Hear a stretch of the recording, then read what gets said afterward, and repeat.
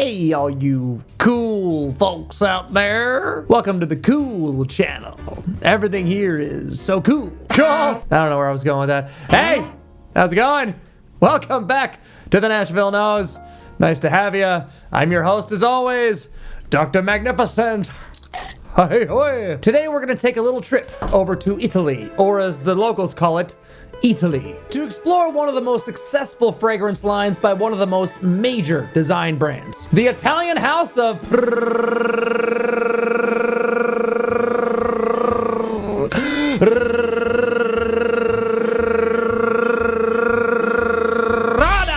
I have way too much fun saying that. Prada is awesome. We love Prada. And we're gonna be testing and ranking 3 from their Prada L'Homme line. For the longest time, Prada L'Homme Intense was the lone soldier from this line in my collection. Prada isn't really known for having great performance in their fragrances, minus this one. This actually performs pretty well on me. Therefore, I never really had any desire to own the original Eau de Toilette. But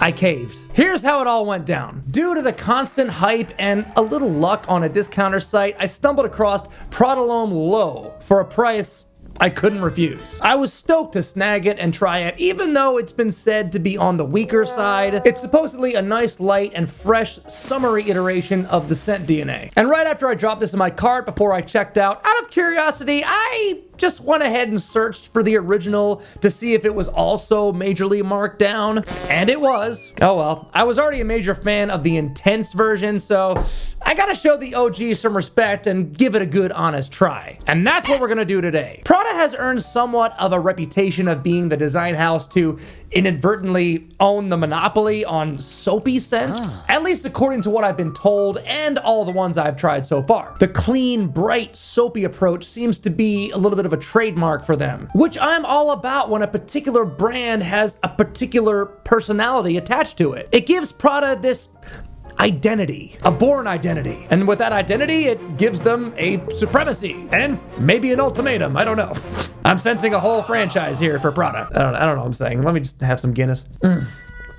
My Irish ancestors are smiling in their graves right now. Kind of ironic that I'm drinking Guinness while I'm talking about an Italian house, but oh well, I'm all out of wine. And Prada's L'Homme line is undoubtedly a worldwide success. Probably mostly due to that world-famous powdery iris accord at its core. A very trendy note for modern masculine-leaning scents these days, especially in the designer world. All of these I'll be featuring today were composed by Daniela Roche Andre, completely butchering her name, I'm sure. Apologies if that's the case. Born in Germany, she began her career as a trainee at Chanel in 1988, later attending perfumery school in France, paving her way to become the highly sought-after industry powerhouse she is today. Fast forward to 2016, and the Prada L'Homme line was born.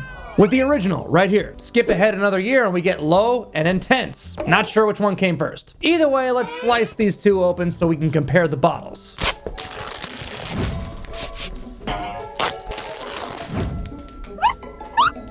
And here's the boxes, right here for Prada L'Homme and Prada L'Homme L'eau. Obvious difference being Prada L'Homme has a black box and Prada L'Homme L'eau has a blue box. I would imagine that says a lot about the scent. All right, Prada L'Homme original bottle. Hey. Whoa. Prada L'Homme L'eau bottle.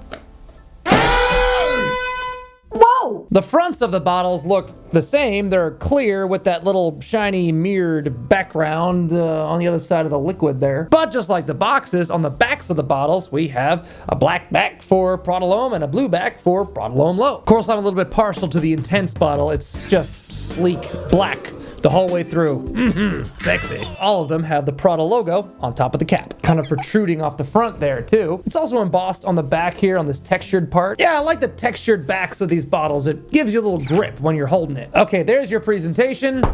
Time to diagnose. The doctor is now in. We'll start with the original, right here.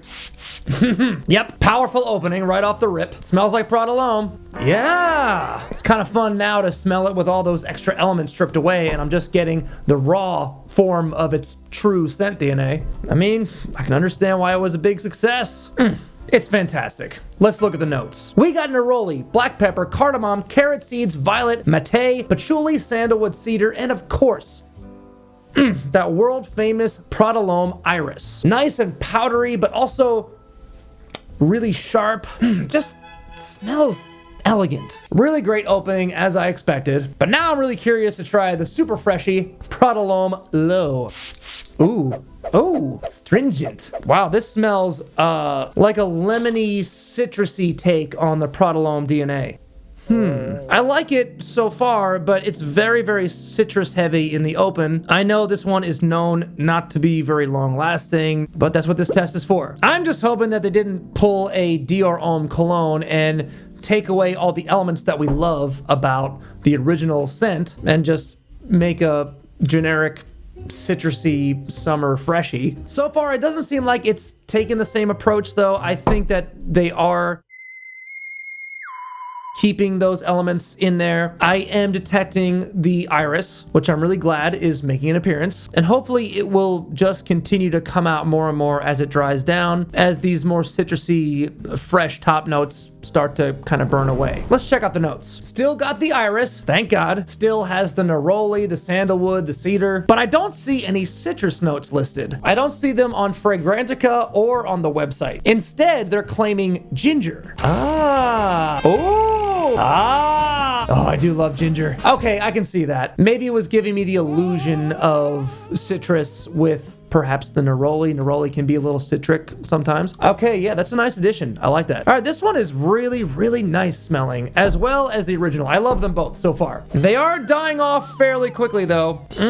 I mean, it's Prada. I can't expect it to be beastly. It's okay. It is what it is, and it is really great for what it is. As it's drying down, even within the first few minutes of application, it is starting to shift a lot more towards the original. I mean, that's great though. I love that. This is a nice, slightly brighter, fresher version of what we know and love. All right, not bad. Again, not the most confident in his performance, but we shall see. And just for good measure and comparison purposes, let's splash on my Intense. Put her there, pal. Oh man, even what I'm getting in the air right now is just magic.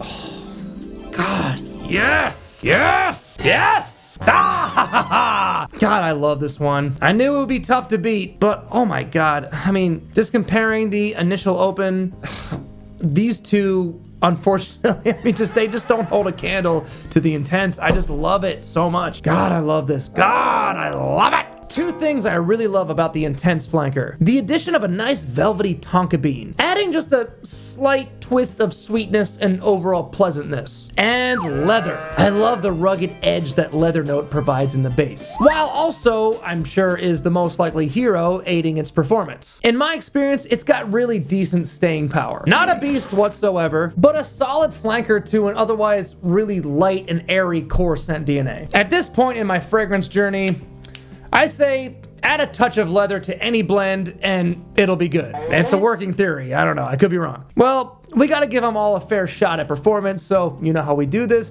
I'll step away. I'll come back. I'll give you my opinions and I will attempt to rank them from my least to most favorite. Do your thing, boys. Let's see what you got. Here we go.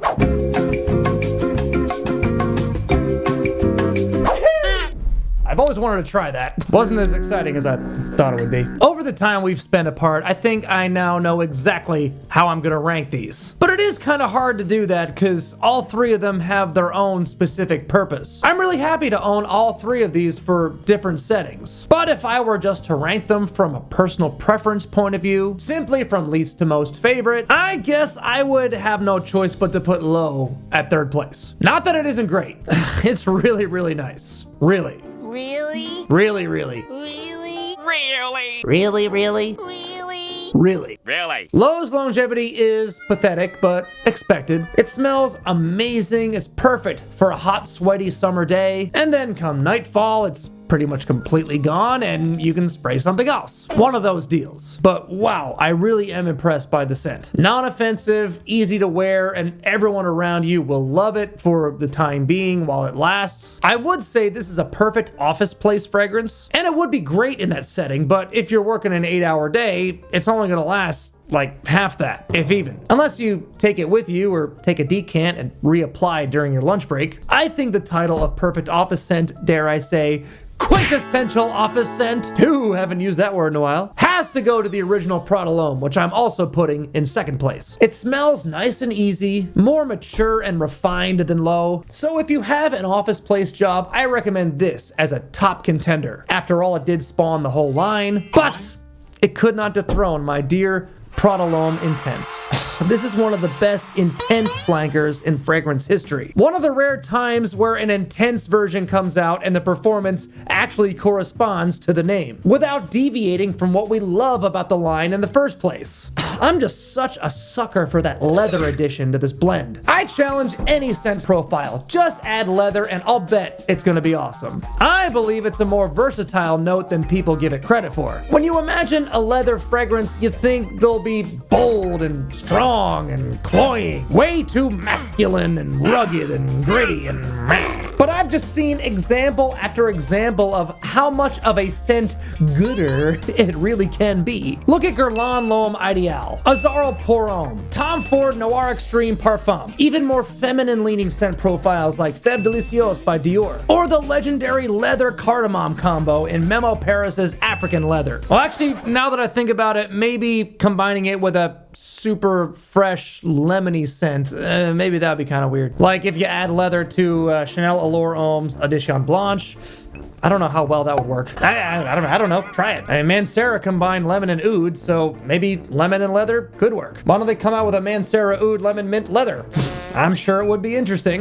I don't know, but weird tangent. Look, all I'm saying is that it's a marvelous addition to the Prada L'Homme DNA. Prada L'Homme Intense was love at first sniff, and it will be a continuous strong love. I mean, I will never ever be without this thing. I had a feeling it was going to be really tough to beat today, as great as these other two are. Prada L'Homme Intense won the gold, baby. And congratulations, you just won the gold by making it to the end of the video. Just like the leather note in Prada L'Homme Intense, you would be a wonderful addition to this channel by clicking subscribe and becoming an official nostril. Hopefully my little channel over here will be a lovely addition to your YouTube subscriptions tab. Also, if you wouldn't mind just running the gamut, like, enable notifications, share this video on your socials, help us out with those algorithm gods, will ya? They can be quite unforgiving. I appreciate the help and I always appreciate your opinion. Leave me a comment. Ask me anything, Prada L'Homme related or not. I just love nerding out with you about fragrance. That's all. I'm easy to please. Either way, most of all, I just appreciate your time and viewership. Keep on coming back and I'll keep on keeping on. Until next time, stay smelly. The doctor is out.